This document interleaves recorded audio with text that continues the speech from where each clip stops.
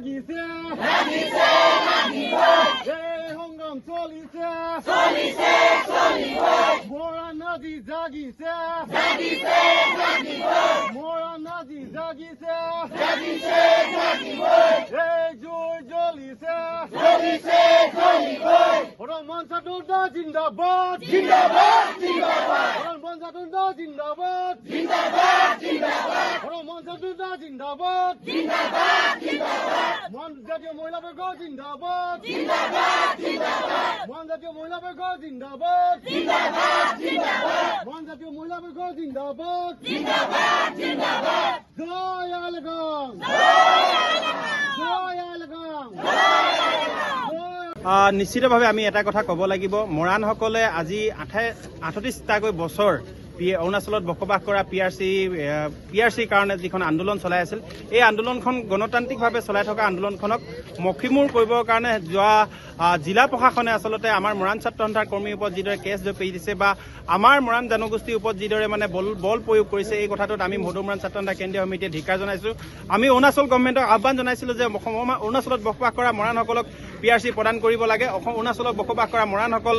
ক'বা বাহিৰৰ জনগোষ্ঠী নহয়, সেয়াৰে এটা খিলঞ্জীয়া জনগোষ্ঠী। গতিকে এই খিলঞ্জীয়া জনগোষ্ঠীক ন্যায় প্ৰদানৰ ক্ষেত্ৰত অৰুণাচল গভৰ্ণমেণ্টে আচলতে যিদৰে ব্যৱস্থা গ্ৰহণ কৰিবলগীয়া হৈছিল, আমি সেইখিনি ব্যৱস্থা গ্ৰহণ কৰা দেখা পোৱা নগ'ল। শেহতীয়াকৈ দেখিলোঁ যে অৰুণাচল গভৰ্ণমেণ্টৰ পৰা বিভিন্ন ধৰণৰ ভয় ভাবুকিসমূহ দি থকা হৈছে। অৰুণাচলত বসবাস কৰা মৰাণসকলক আচলতে জীয়াই থকাৰ ক্ষেত্ৰত বা ছাত্ৰ ছাত্ৰীসকলৰ ভৱিষ্যতক লৈ তেওঁলোকৰ অৰুণাচল গভৰ্ণমেণ্টে কোনো ধৰণৰ এজেণ্ডা প্ৰস্তুত কৰা আমি দেখি পোৱা নাই। আজি উঠি অহা প্ৰজন্মক আচলতে কেনেকৈ অৰুণাচল গভৰ্ণমেণ্টে সুৰক্ষা প্ৰদান কৰিব বা ইয়াৰ উঠি অহা ছাত্ৰ ছাত্ৰীসকলক শিক্ষাৰ্থীসকলক কিদৰে ন্যায় প্ৰদান কৰিব বা ইয়াত বসবাস কৰা লোকসকলক কেনেকৈ PRC প্ৰদান কৰিব, তাৰ আজি তাৰিখলৈকে কিন্তু অৰুণাচল গভৰ্ণমেণ্টে কোনো ব্যৱস্থা গ্ৰহণ নকৰে। তাৰ কাৰণে কিন্তু আজি এই প্ৰতিবাদ সাব্যস্ত কৰা হৈছে। আৰু আমি এটা কথা অৰুণাচল গভৰ্ণমেণ্টক স্পষ্ট কৰি দিছোঁ, লগতে অসম গভৰ্ণমেণ্টক আহ্বান জনাইছোঁ তেওঁলোকে মধ্যস্থতাকাৰীত এখন আলোচনা বহক আৰু আমাৰ যিসকল অৰুণাচল বসবাস কৰা মৰাণসকল আছে তেওঁলোকক PRC প্ৰদানৰ কাৰণে ব্যৱস্থা গ্ৰহণ কৰক। লগতে এটা কথা ক'ব দেখিছোঁ যে অৰুণাচলত যিসকল আমাৰ মৰাণ মানুহ আছে বা তেওঁলোকক বাহিৰৰ মানুহ বুলি সজাবলৈ এটা চামে কিন্তু উঠি পৰি লাগিছে। এই কথাও আমি তেওঁলোকক স্পষ্ট কৰি দিছোঁ, কোনো অসমৰ পৰা গৈ পিনি আমি অৰুণাচলত PRC বিচৰা নাই। কেৱল অৰুণাচলত বসবাস কৰি ৰখা যুগে যুগে বসবাস কৰি অহা মৰাণসকলৰ কাৰণে, তাত বসবাস কৰি অহা থলগিৰি লোকসকলৰ কাৰণে আমি PRC প্ৰদান কৰিছোঁ। এয়া কেৱল মৰাণ জনগোষ্ঠীৰ আন্দোলন নহয়, এয়া থলগিৰি জনতাৰ আন্দোলন। গতিকে মৰাণসকল য'তেই বসবাস কৰিব বা য'তেই থাকিব, যোনেই থাকক, অৰুণাচলতে হওক বা অসমতেই হওক, তেওঁলোকক কিন্তু উপযুক্ত প্ৰমাণপত্ৰই হওক বা অন্যান্য ধৰণৰ ব্যৱস্থাখিনি চৰকাৰে ব্যৱস্থা কৰিব লাগিব। তাৰ কাৰণে সদৌ মৰাণ ছাত্ৰ সন্থাই জন্ম লগ্নৰ পৰা কাম কৰি আহিছে আৰু জন্মলৈ মাত মাতি আহিছে আৰু অনিৰ্দিষ্টকালীন মাত মাৰি থাকিম বুলি আমি আজি এই আপোনালোকৰ চেনেলত দি সকীয়াই থলোঁ। লগতে এটা কথা তেওঁলোকে জানি থোৱাটো ভাল, অসমৰ বা অৰুণাচল গভৰ্ণমেণ্টে জানি থোৱাটো ভাল, তেওঁলোকে যিখন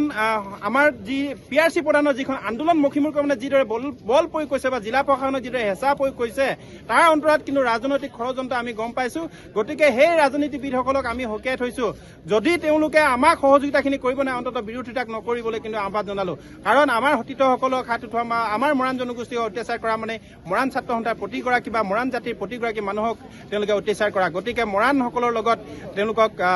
যদি সাহস আছে, আজি দিয়া গেটলৈ আহিবলৈ আহ্বান জনাইছোঁ। আৰু লগতে আমাৰ লগত অসম গভৰ্ণমেণ্টে হওক বা অৰুণাচল গভৰ্ণমেণ্টে আলোচনা কৰিবলৈ আহ্বান জনাইছোঁ। কাৰণ আমাৰ PRC সমস্যাটো যদি সমাধান নহয়, তেন্তে কিন্তু অনিৰ্দিষ্টকালীন আমি অৰ্থনৈতিক অৱৰোধ, ডিৰাক গেট বন্ধ বা অসমৰ অৰুণাচলৰ পৰা প্ৰৱেশ কৰিবলৈ প্ৰতিটো ৰাস্তাই আমি বন্ধ কৰিবলৈ প্ৰস্তুত হৈ আছোঁ। এই লেকাং অৰুণাচল প্ৰদেশৰ লেকাং ভূখণ্ডত বসবাস কৰা মৰাণ লোকসকলক আজি বহুদিন ধৰি স্থায়ী বাসিন্দা প্ৰমাণপত্ৰ প্ৰদানৰ দাবীত সংগ্ৰাম কৰি অহা হৈছে। এই সংগ্ৰামত আমাৰ কৰিবলৈ যাওঁতে আমি বিভিন্ন ধৰণৰ, আজি দেখিছে আপোনালোকে, আজি সকলো ৰাইজ ওলাই আহিছে আৰু আগতেও ওলাই আহিছিল সকলো ৰাইজে। চৰকাৰখনেও তেখেতলোকে এই অঞ্চলৰ ৰাইজক জনজাতিক আমাৰ PRC প্ৰদান কৰিম বুলি প্ৰদান কৰিছিলে, কিন্তু ইয়াৰ ব্যৱস্থা গ্ৰহণ নকৰিলে। তেখেতলোকে বিভিন্ন সময়ত আজি কেইদিনমান আগতে আমি মৰাণ ছাত্ৰ সন্থাই আমি স্মাৰকপত্ৰ প্ৰদান কৰিছিলোঁ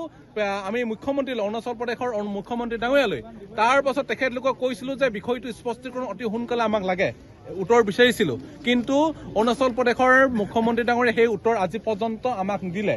আৰু তেখেতলোকে আগতে যেনেদৰে মৰাণসকলক সেই PRC দিম বুলি মিছা প্ৰতিশ্ৰুতি প্ৰদান কৰিছিলে পুনৰ একেই প্ৰতিশ্ৰুতি প্ৰদান কৰাৰ পাছত তেখেতলোকে কোনো ব্যৱস্থা গ্ৰহণ কৰা নাই ইয়াৰ কিন্তু খিলঞ্জীয়াক কিন্তু এই ভূমিপুত্ৰসকলক কিন্তু অৱমাননা কৰিছে আমি ইয়াৰ লাঞ্ছিত বঞ্চিত কৰিছে আমি ইয়াৰ বাবে প্ৰত্যুত্তৰ দিবলৈ আমি আগবাঢ়ি আহিছো আৰু সেইবাবে আমি আজি দুদিন আগতে আমি প্ৰতিবাদ কৰিবলৈ যাওঁতে আমাৰ কেইজনমান সতীৰ্থক তেখেতলোকে কৈছে যে 8জন অকল লৰাই তেখেতলোকে প্ৰতিবাদ কৰিছে কি বিভিন্ন ধৰণৰ কথা কৈছে তেখেতলোকে আমি ক'ব বিচাৰিছো আমি কোনো ভাৰতৰ সংবিধানৰ বাহিৰত কোনো অধিকাৰ বিচৰা নাই প্ৰথম কথা ভাৰতৰ সংবিধানত ভিত্তিত এই ভূখণ্ডত বসবাস কৰা এই ভূখণ্ডত স্বাধীন ভাৰতৰ আগৰ পৰাই এই ভূখণ্ডত বাস কৰা লোকসকলক এই অধিকাৰ বিচৰা হৈছে আমি কিন্তু অসমত তেখেতলোকে বিভিন্ন ধৰণৰ কৈছে যে কি অসমৰ মানুহখিনি আহি ইয়াত অধিকাৰ বিচাৰিছে বুলি কৈছে এয়া কেতিয়াও নহয় কিন্তু এয়াৰ সম্পূৰ্ণ অকল ইয়াত থকা লেকাং চাৰ্কুলত বসবাস কৰা লোকসকলকহে আমি সেই PRC বিচাৰিছো কিন্তু আমি অসমৰ মানুহ আহিছো কিন্তু এই মাত্ৰ আমাৰ সতীৰ্থসকলক যেতিয়া তেনেকুৱা ধৰণৰ কৈছে যে তেখেতলোকক কেছ দিছে কিবা দিছে তেতিয়া এনেকুৱা ধৰণৰ কথাত কিন্তু আমি যিটো মৰাণ ৰাইজ সদায় একেলগত থাকিব য'তেই নাথাকক লাগিলে অসমত থাকক লাগিলে অৰুণাচলত থাকক লাগিলে নাগালেণ্ডত থাকক লাগিলে সকলো মৰাণ মানুহ একেলগতে প্ৰতিটো মুহূৰ্তত আছে আৰু মৰাণ ছাত্ৰ সন্থাৰ একমাত্ৰ অসমই নহয় সম্পূৰ্ণ নৰ্থ ইষ্টত আমাৰ প্ৰভাৱ বিস্তাৰ আছে গতিকে আমি সম্পূৰ্ণ নৰ্থ ইষ্টত আমি আমাৰ অধিকাৰৰ কাৰণে মাত মাতিব পাৰোঁ গতিকে আমি কোনো অসমৰ ৰাইজৰ কাৰণে মাত মতা নাই অৰুণাচলত বসবাস কৰা লেকাং চাৰ্কুলত বসবাস কৰা লোকসকলকে PRC প্ৰদান কৰিব লাগে বুলি আমি বিচাৰি আহিছো আৰু এই সংগ্ৰামত মৰাণ ছাত্ৰ সন্থা মৰাণ ৰাইজে সম্পূৰ্ণৰূপে সংগ্ৰাম কৰিব আৰু আমাৰ অধিকাৰ নোপোৱা পৰ্যন্ত আমাৰ দাবী অব্যাহত থাকিব আৰু সংগ্ৰাম অব্যাহত থাকিব আমি কৈছো যদিহে চৰকাৰখনে ইয়াৰ পাছতো তেখেতলোকে যদি কোনো ব্যৱস্থা গ্ৰহণ নকৰে স্পষ্টীকৰণ নকৰে PRC বিষয়টো তেনেহলে কিন্তু সম্পূৰ্ণৰূপে অসমত প্ৰৱেশ কৰা সম্পূৰ্ণ অৰ্থনৈতিক অৱৰোধ কৰি দিবলৈ আমি বাধ্য হৈ পৰিম যিকোনো খবৰৰ বাবে যোগাযোগ কৰক 7099017330 লগতে 7099017110 নম্বৰত